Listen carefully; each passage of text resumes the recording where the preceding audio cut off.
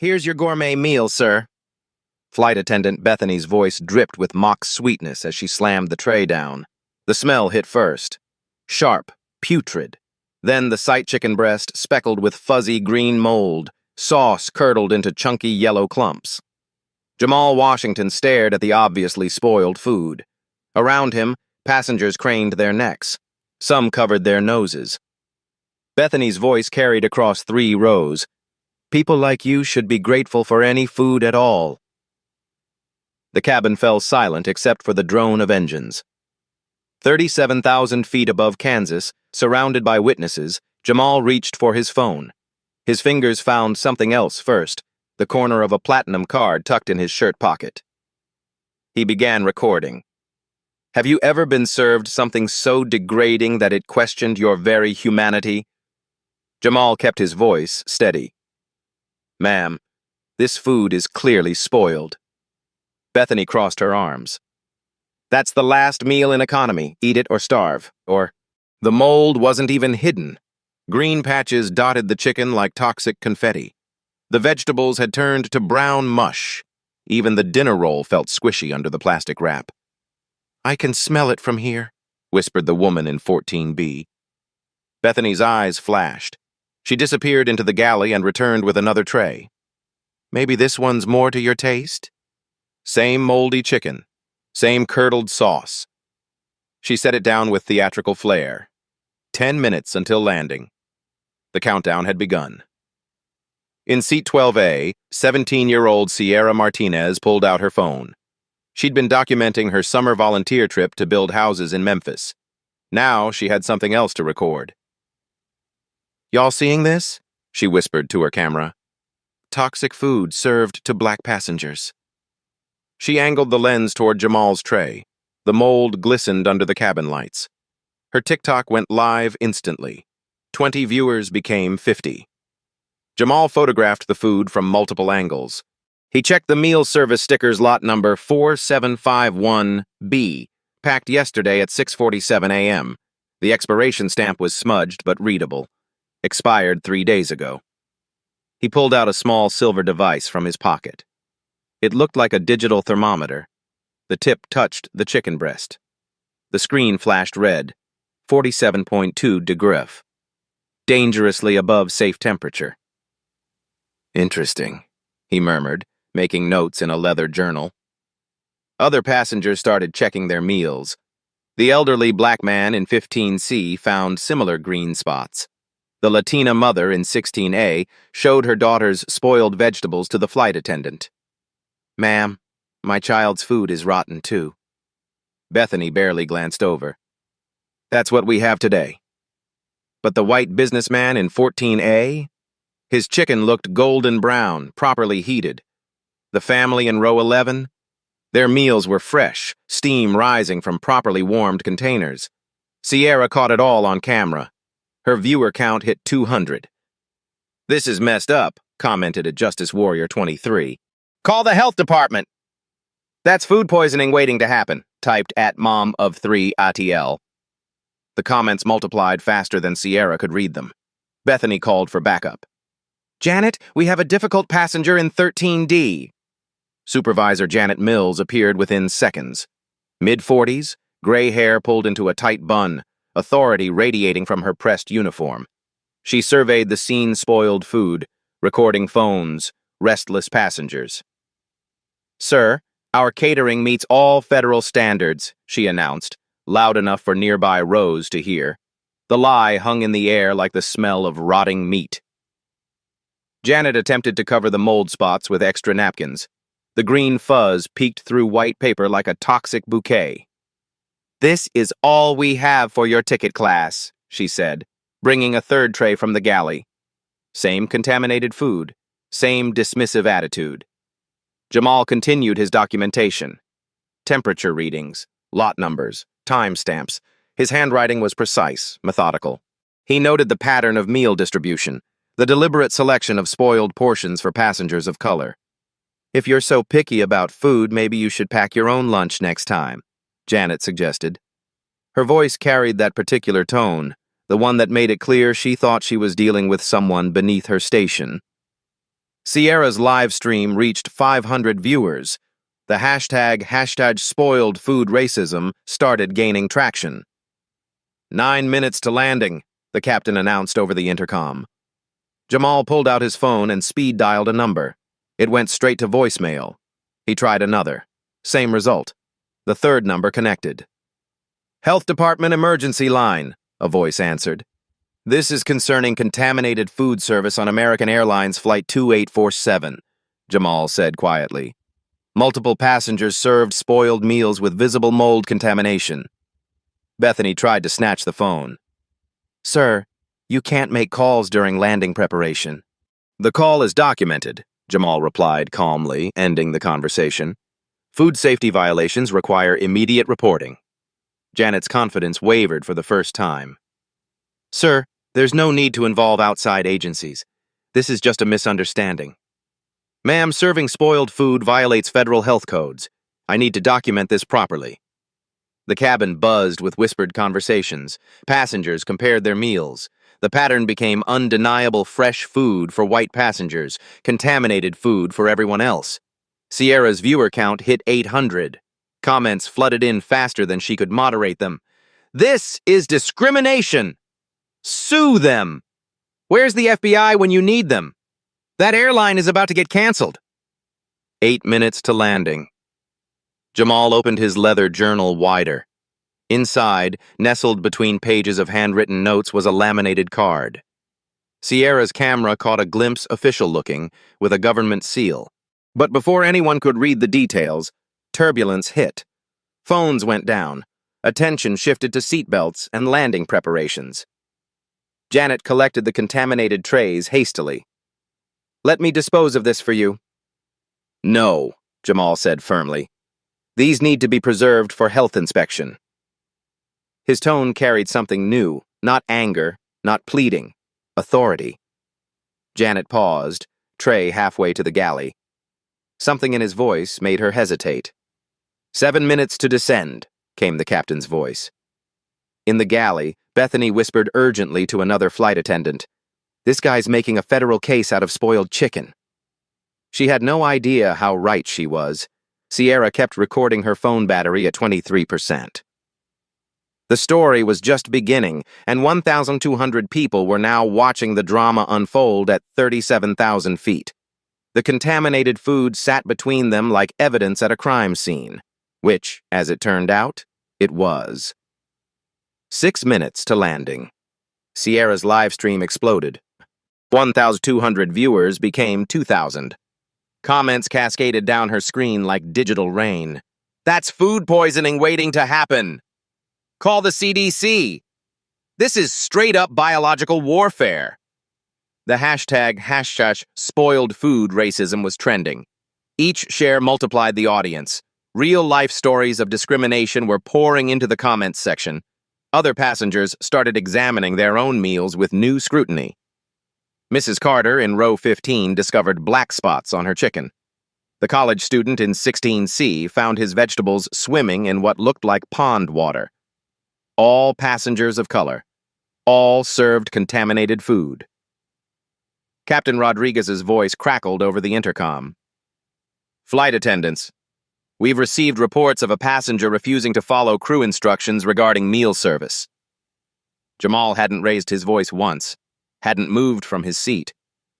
His only crime was documenting what they'd served him. 5 minutes to landing.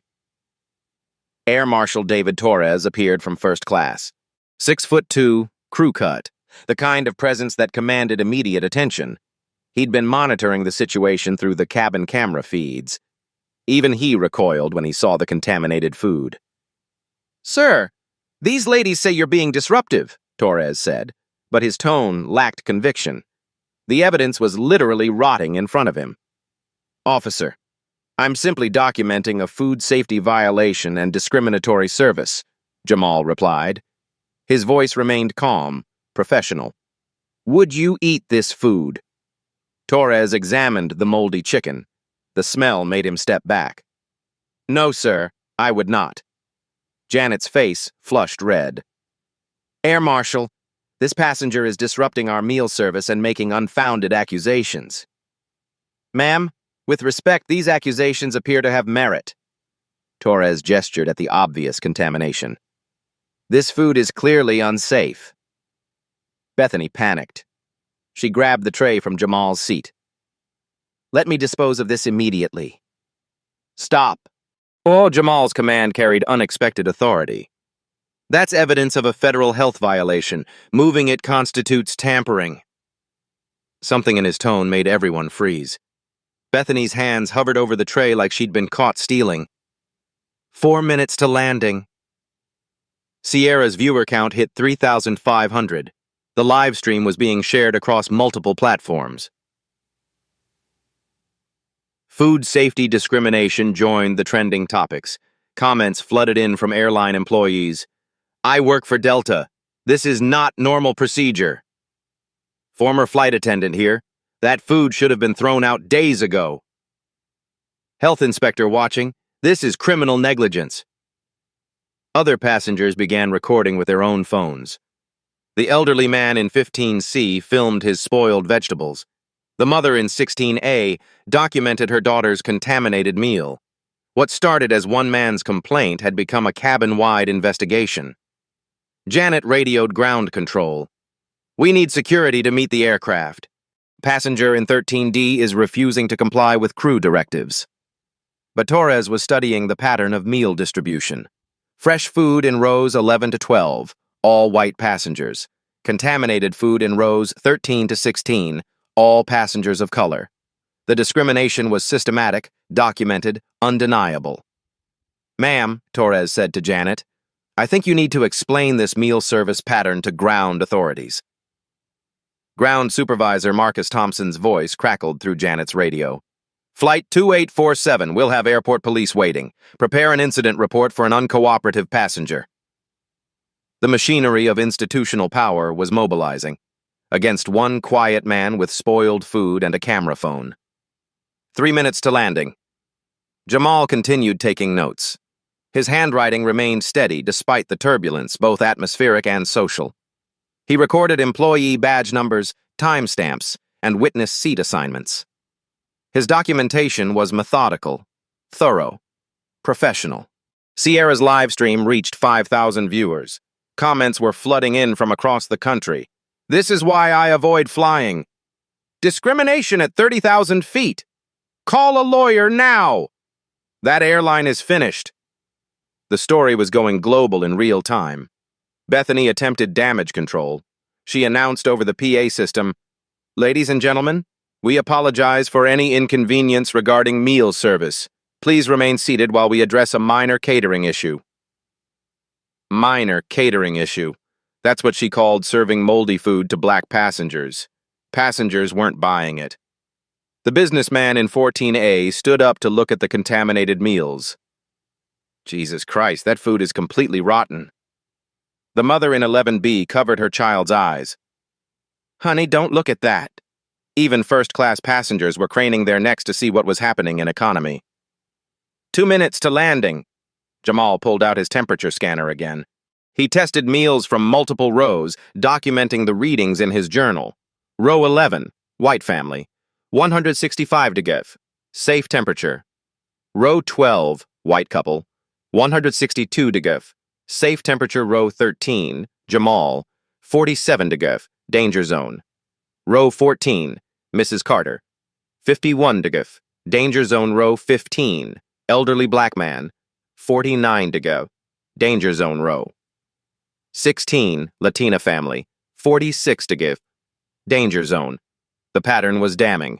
Safe, properly heated food for white passengers. Contaminated, improperly stored food for everyone else. Air Marshal Torres watched Jamal work. Sir, you seem very familiar with food safety protocols. Officer, any responsible citizen should know basic food safety, Jamal replied. But there was something in his tone, a precision that suggested more than casual knowledge. Torres noticed the temperature scanner. Professional grade, not something a typical passenger carried. Janet tried one last power play. Sir, I'm ordering you to stop disrupting this flight. Comply immediately or face federal charges. Jamal looked up from his notes. Ma'am, Exactly which federal regulation am I violating by documenting unsafe food service? The question hung in the cabin air like a legal challenge. Janet had no answer because there wasn't one. 1 minute to final approach. Sierra's battery dropped to 8%, but she kept recording. 7,200 people were now watching the live stream. The story had been shared over 15,000 times across social platforms. Local news stations were picking up the hashtags. Congressional staffers were taking notes. The NAACP was preparing statements. All from one tray of spoiled food and a man who refused to accept institutional humiliation. The plane began its descent into Kansas City International Airport. Below them, ground crews were preparing for what they thought was a routine, unruly passenger incident. They had no idea they were about to witness the intersection of food safety law, civil rights enforcement, and social media justice. Jamal closed his journal and carefully placed it in his carry-on bag. Next to it, Sierra's camera briefly captured something else. A laminated identification card with an official government seal. The letters FAA were partially visible before the bag zipped shut. But in the chaos of landing preparations, no one except Sierra's 7,200 viewers caught that crucial detail. The plane touched down with a gentle bump. Engines reversed. Passengers prepared to disembark into what they expected would be a normal Tuesday afternoon. Instead, they were about to witness how one man's quiet dignity could bring down an entire system of discrimination. The spoiled food sat on Jamal's tray table like evidence at a crime scene, which, as federal investigators would soon determine, it was. The plane rolled to Gate B-17. Airport police vehicles flanked the jet bridge, red and blue lights cutting through the terminal's fluorescent glare. Ground Supervisor Marcus Thompson waited with 2 officers, clipboard in hand, ready to document another unruly passenger incident. Just another Tuesday afternoon at Kansas City International. They had no idea what was coming. Passengers remained seated while the crew prepared for what they assumed would be a routine arrest. Sierra kept her live stream running despite her phone's dying battery. 8,900 viewers held their breath. "Ladies and gentlemen, please remain seated while we address a passenger situation," Captain Rodriguez announced. Jamal sat quietly in 13D, hands folded, the contaminated meal still on his tray table. His calm was unnerving. Most passengers facing arrest showed some anxiety. Jamal looked like he was waiting for a scheduled appointment. Air Marshal Torres approached. "Sir, I need to ask you to come with us voluntarily." "Of course, officer." Jamal stood slowly, reaching for his carry-on bag. His movements were deliberate, unhurried. That's when he pulled out his phone. Not to call a lawyer, not to contact my family. He speed-dialed a number that connected immediately. "FAA Emergency Food Safety Hotline, this is Director Patricia Williams." The cabin fell silent. Every conversation stopped. Even the engine noise seemed to fade. Jamal put the call on speaker. "Director Williams, this is Senior Food Safety Inspector Jamal Washington, badge number 4751.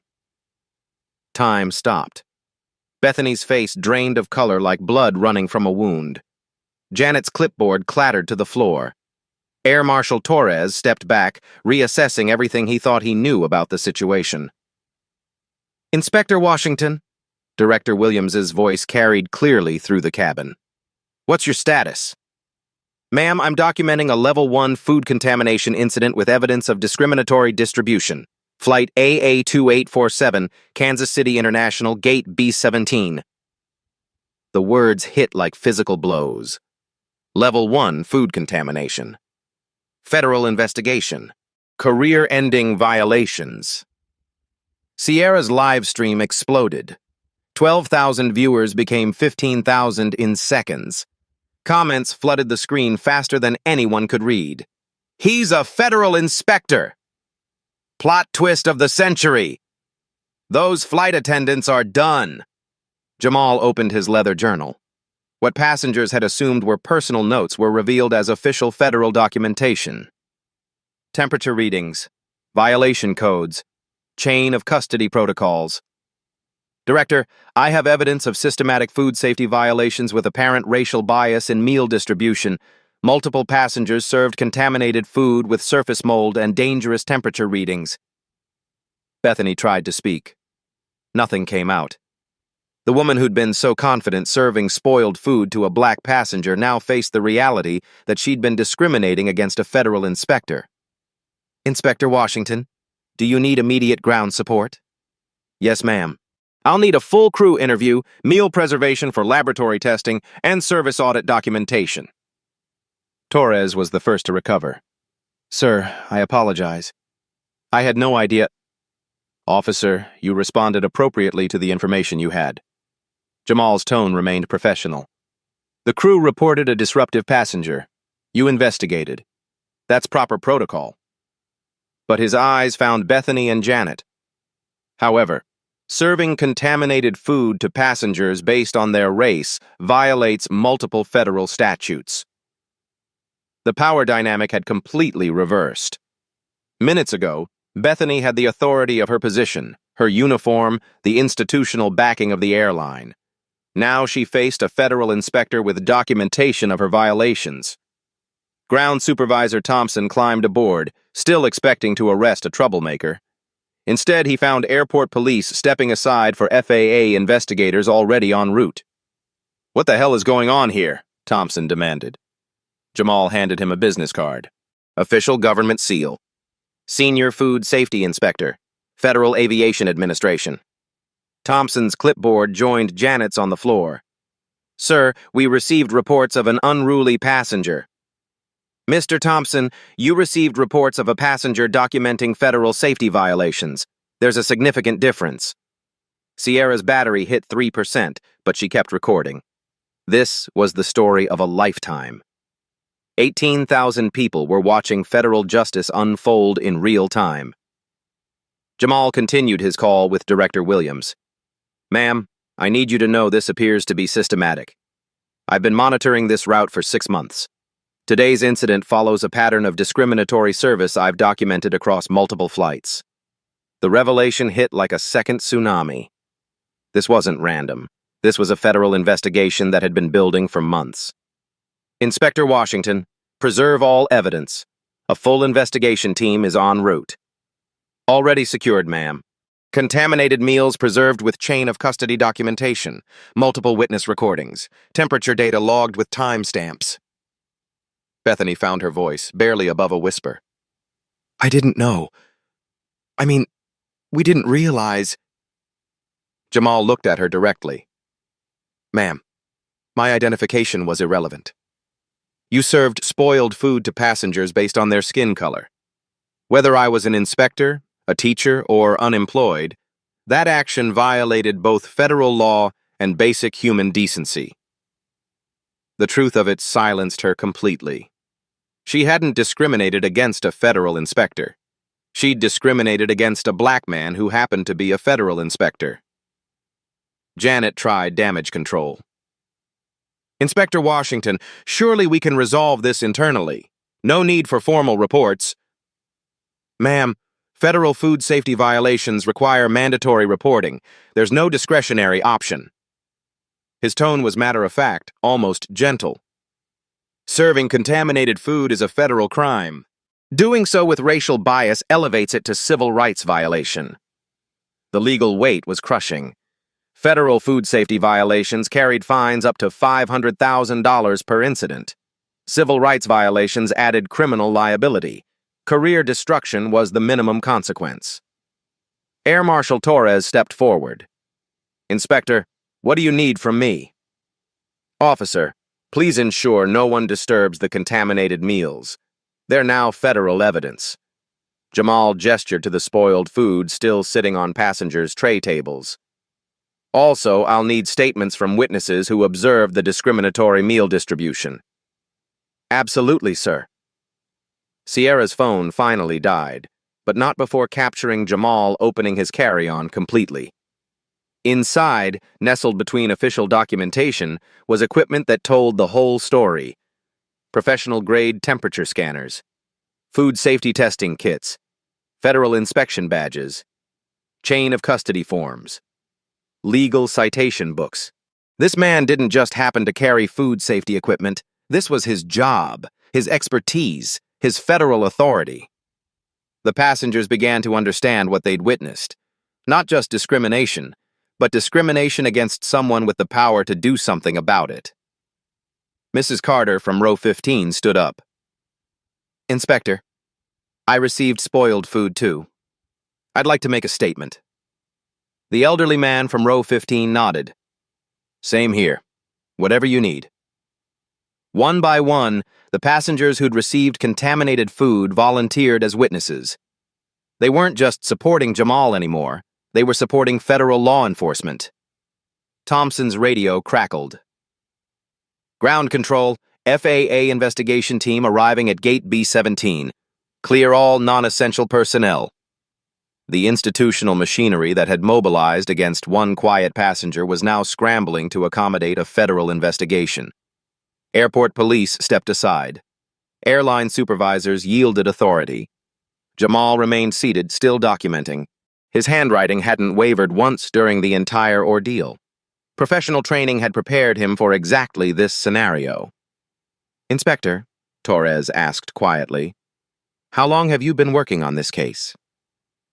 "Officer, I inspect this route monthly as part of routine federal oversight.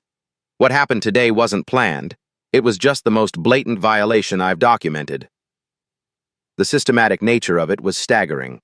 6 months of federal documentation, multiple flights, pattern analysis, professional investigation disguised as routine travel. Captain Rodriguez's voice came over the intercom one final time. "Ladies and gentlemen, please remain seated while federal investigators board the aircraft." Federal investigators, not airport security, not airline management.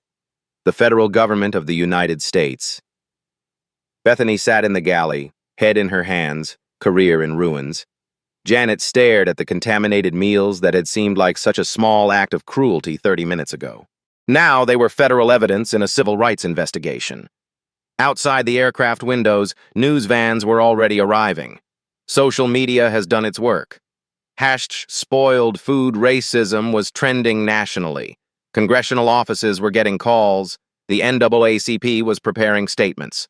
All because one flight attendant thought she could humiliate a black passenger with spoiled food. She'd picked the wrong passenger. Director Williams's voice continued through Jamal's phone. "Inspector Washington, preliminary review suggests potential pattern violations across multiple carriers. This may expand beyond American Airlines." The investigation was growing. What started as one incident of spoiled food was becoming a federal audit of airline discrimination practices. Jamal finally ended the call and looked around the cabin. Passengers stared at him with a mixture of awe and respect. This quiet man had just transformed from victim to federal authority in minutes.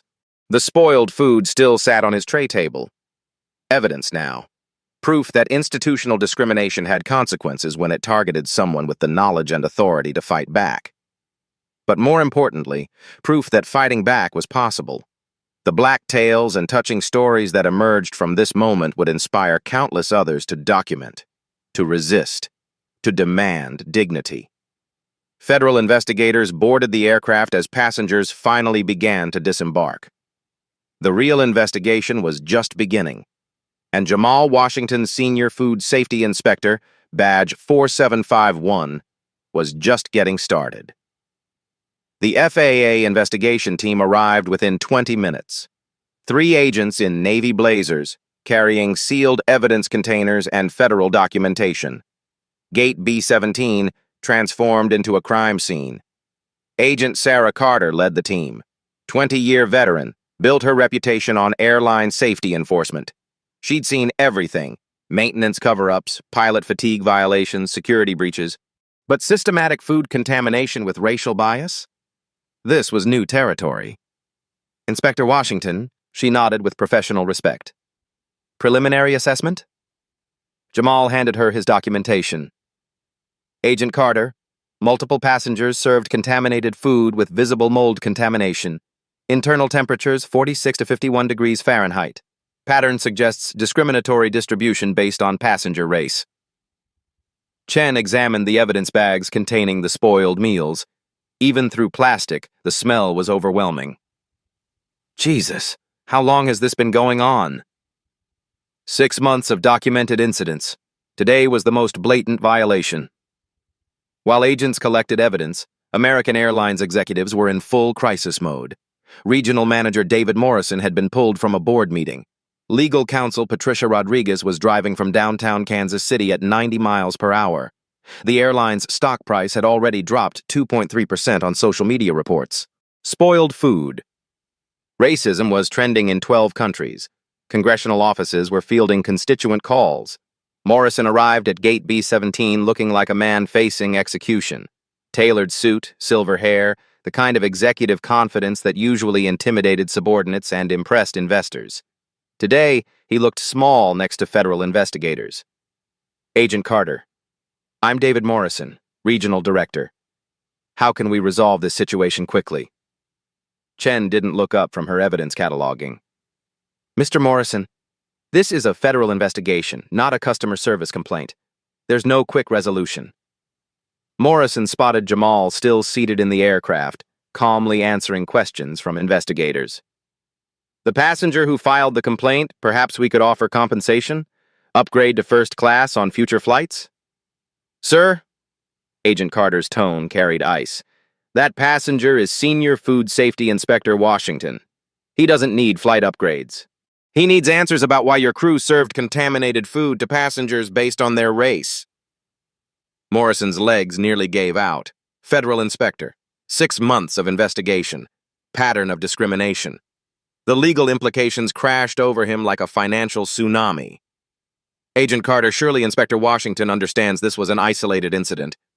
Mr. Morrison, Inspector Washington has documented 17 similar incidents over 6 months. This appears to be systematic discrimination, not an isolated event. 17 incidents. Morrison's mental calculator started running. Federal fines, civil rights lawsuits, criminal liability, congressional investigations, lost government contracts. American Airlines held $2.8 billion in federal contracts, TSA partnerships, military transport, government employee travel, all at risk if they were found guilty of systematic discrimination. Legal counsel Rodriguez arrived breathless, law books under her arm. David, what's our exposure? Morrison pulled her aside. Systematic food safety violations, civil rights discrimination, federal inspector as victim. How bad? Rodriguez went pale. Federal food safety violations carry $500,000 per incident. With 17 documented cases, that's $8.5 million minimum. Civil rights violations add criminal liability. We're looking at potential federal prosecution. And the government contracts? Gone. Federal contractors must maintain compliance ratings. Discrimination findings trigger automatic contract termination. $2.8 billion gone. But the financial damage was just beginning. Rodriguez's phone buzzed with updates from the airline's crisis management team. Stock down 4.8% and falling. Social media mentions up 2,400% in 2 hours. 6 news crews en route to Kansas City. Congressional staffers requesting documentation. NOACP scheduling press conference. Morrison watched federal agents methodically document evidence. Each contaminated meal was photographed, tested, and cataloged. Chain of custody forms, witness statements, video evidence from passenger phones. The bureaucratic machinery of federal law enforcement was thorough, methodical, and unstoppable. Agent Carter approached Morrison with a preliminary report. Mr. Morrison, initial findings support Inspector Washington's assessment. We have evidence of systematic food safety violations with apparent discriminatory distribution. Agent Carter, what would constitute an acceptable resolution from the FAA's perspective? Chen's expression was granite. Mr. Morrison, the FAA doesn't negotiate compliance. You either meet federal standards or face federal consequences. But surely there's some middle ground. Sir, your flight attendant served moldy food to passengers because of their race.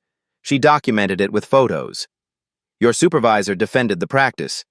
Your ground crew attempted to have the victims arrested. Carter's voice rose slightly. What middle ground exists with criminal behavior? Morrison had no answer. In corporate boardrooms, everything was negotiable. Market share, profit margins, regulatory fines. But criminal discrimination? There was no middle ground between legal and illegal. Inside the aircraft, Jamal continued his federal documentation. Each witness statement strengthened the case. Mrs. Carter described the spoiled vegetables in detail. The elderly man from row 15 provided timestamps from his own photos. The college student in 16C had been live streaming his own experience. His video showed Bethany deliberately selecting the most contaminated meals for passengers of color while serving fresh food to white passengers. Federal evidence was mounting by the hour. Morrison's phone rang. CEO William Harris calling from Atlanta headquarters. David, what the hell is happening in Kansas City?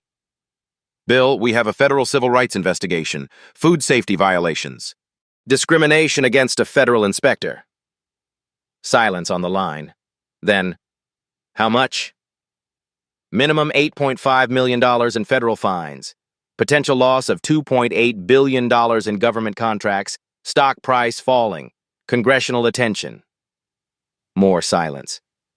David, fix this. Whatever it takes. Bill, we can't fix federal law violations. We can only comply with the investigation and implement corrective measures. Morrison ended the call and approached Agent Carter. What would the FAA require for us to demonstrate good faith compliance? Chen consulted her preliminary report. Immediate suspension of all involved personnel pending investigation. Complete audit of food safety protocols. Implementation of anti-discrimination training. Independent oversight of meal service procedures. Timeline? Immediate suspension now. Audit and training 30 days. Independent oversight ongoing until federal compliance is verified. Morrison pulled out his phone. Bethany Williams and Janet Mills, you're suspended without pay pending a federal investigation. Security will escort you from airline property. Bethany had been sitting in the galley, still in shock. The reality of federal prosecution was beginning to sink in. Career over. Criminal charges pending. Financial ruin is approaching. Mr. Morrison, I didn't know he was an inspector. Ms. Williams, you served spoiled food to passengers because they were black. Inspector Washington's profession is irrelevant to that violation. Agent Carter overheard. Actually, Mr. Morrison, tampering with federal inspectors adds additional charges.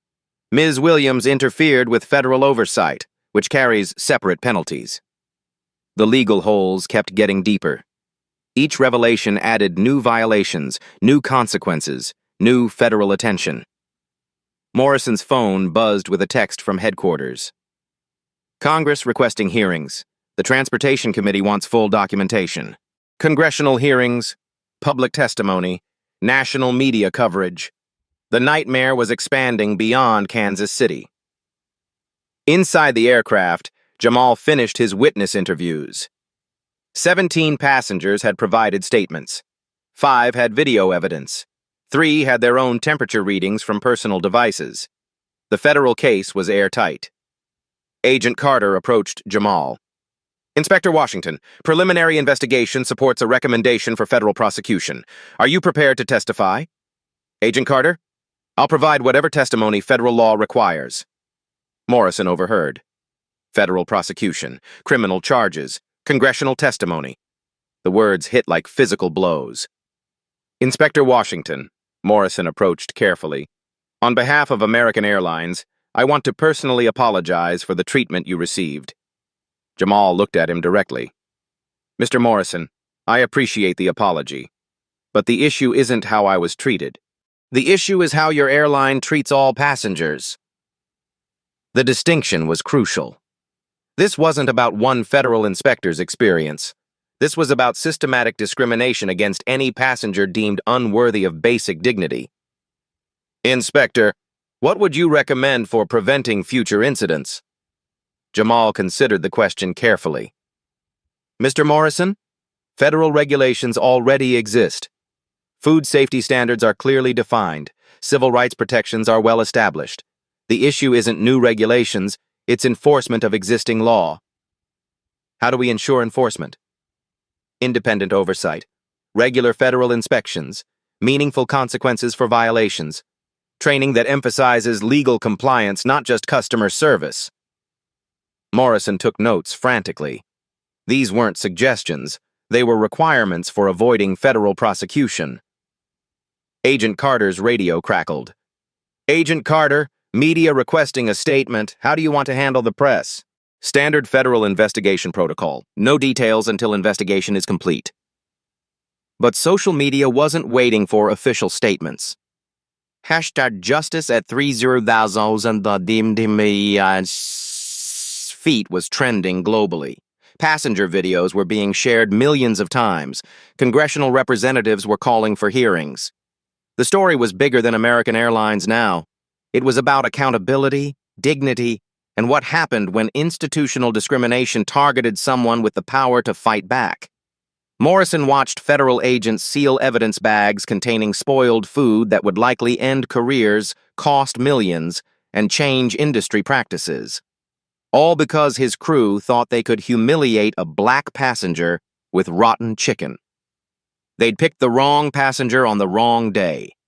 Federal justice was methodical, thorough, and absolutely unstoppable. 3 weeks later, the transformation was complete. Bethany Williams sat in the unemployment office, federal criminal charges pending. Food tampering with discriminatory intent carried up to 3 years in federal prison. Her airline career was over. Her prospects in any customer service role were non-existent. The background check questions would follow her forever. Have you ever been convicted of federal civil rights violations? Janet Mills faced similar consequences. Supervisory personnel who enabled discrimination carried enhanced penalties under federal law. Her 20-year airline career had ended with a federal criminal record. Both women were banned from working in food service industries. Federal conviction meant no restaurant jobs, no catering work, no positions involving food safety oversight. The justice was precise, methodical, permanent. At American Airlines headquarters in Fort Worth, CEO William Harris stood before a packed press conference. Behind him, a banner read, "Dignity First, New Standards for All Passengers." Today, American Airlines announces comprehensive reforms to ensure every passenger receives safe food and respectful service, regardless of their background.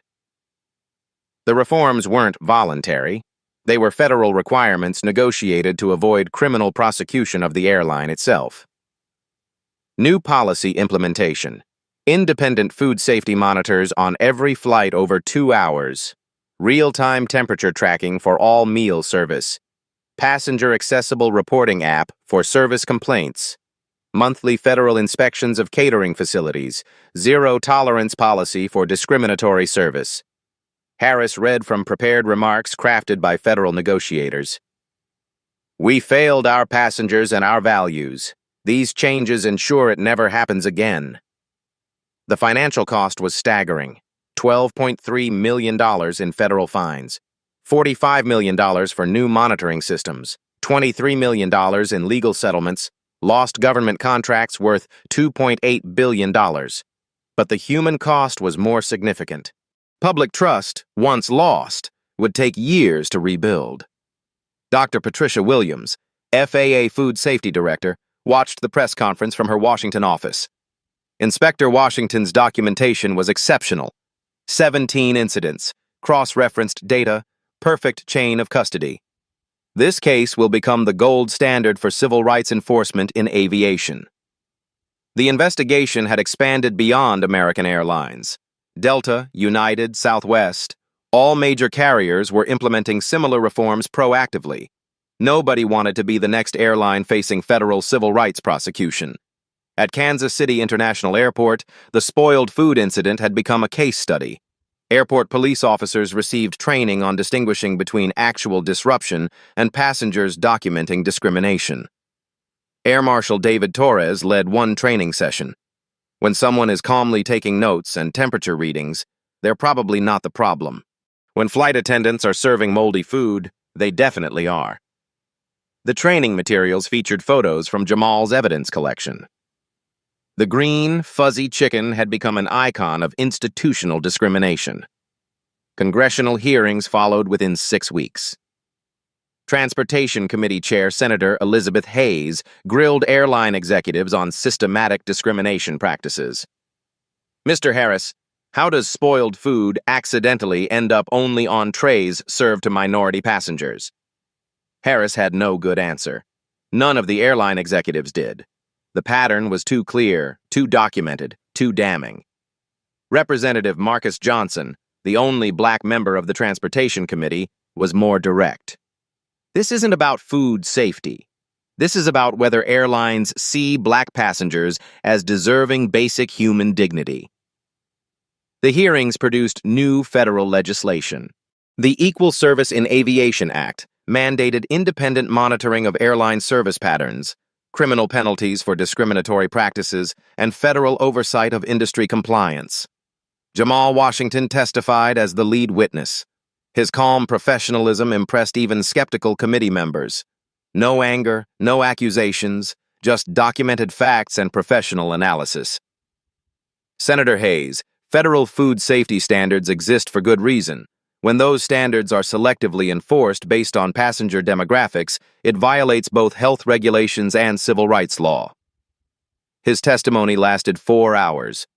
Every question answered with data, documentation, and federal statute citations. The committee members realized they were dealing with someone who understood both the legal framework and practical enforcement. The real changes happened at ground level. Flight attendant training programs added 40 hours of federal compliance education. Food safety protocols became mandatory certification requirements.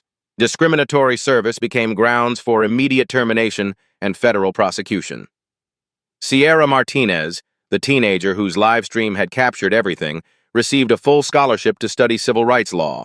Her documentation had provided crucial evidence for federal prosecution. "I never thought recording a video would help change federal law," she told reporters.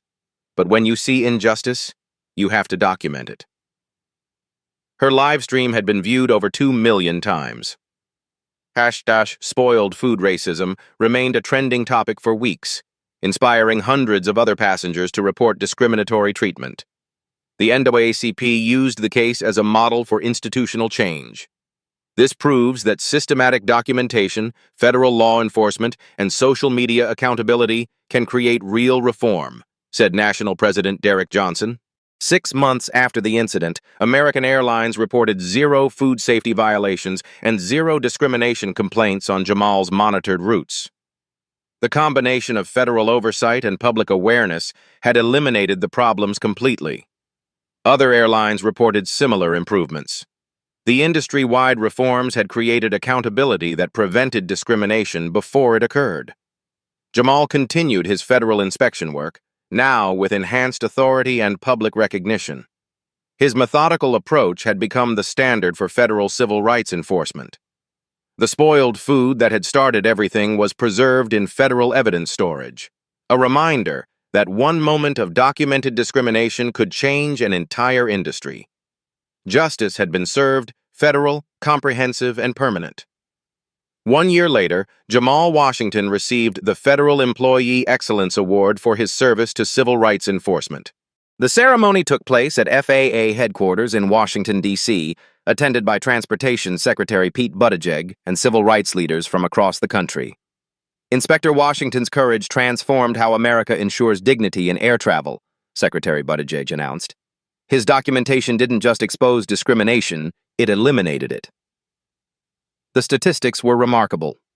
Airline discrimination complaints had dropped 78% industry-wide. Food safety violations were down 91%.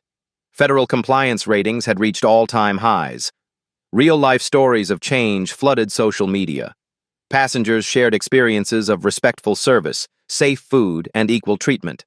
The hashtag #DignityFirst became a celebration of progress rather than documentation of injustice. Bethany Williams completed her federal sentence and community service. She now worked at a local food bank, serving meals to homeless families. Court-mandated sensitivity training had opened her eyes to the humanity she'd ignored.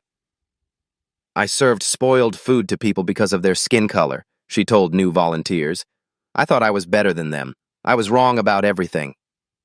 Her transformation was genuine but incomplete. Federal conviction meant permanent employment restrictions.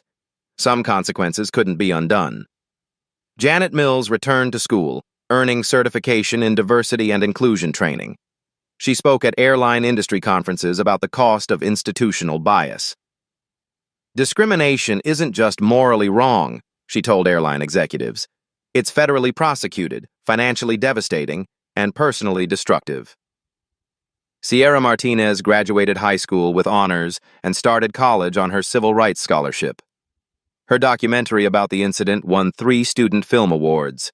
She planned to study federal law enforcement. "One live stream changed everything," she reflected. "Social media can expose injustice, but it takes people like Inspector Washington to create lasting change." The touching stories that emerged weren't just about one flight.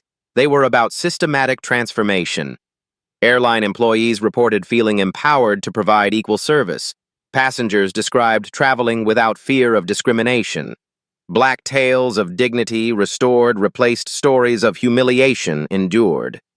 The federal legislation inspired by Jamal's case became a model for other industries. Hotels, restaurants, and retail businesses adopted similar monitoring systems. Discrimination became too expensive and too visible to sustain. Jamal continued his inspection work with quiet satisfaction. Every month brought new compliance reports, improved safety standards, and respectful service. The systematic change he'd documented had become systematic reform. "Justice isn't about punishment," he told audiences at civil rights conferences. "Justice is about creating systems where discrimination can't survive." His calm professionalism had achieved more than decades of protests. Knowledge, documentation, and federal law enforcement had proven more powerful than anger or demands. The spoiled food that started everything was finally disposed of after serving as evidence in 17 related cases.